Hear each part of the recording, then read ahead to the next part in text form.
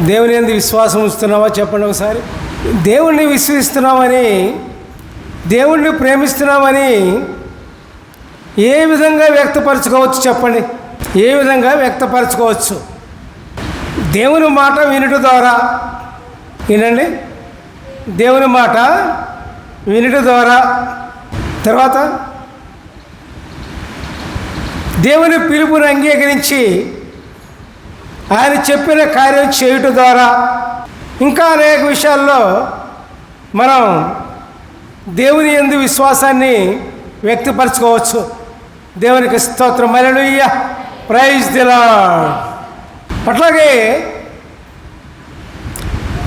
దేవునికి అర్పించు అర్పణల ద్వారా, దేవునికి అర్పించే అర్పణల ద్వారా దేవుని యందు గల విశ్వాసాన్ని వ్యక్తపరచుకోవచ్చు.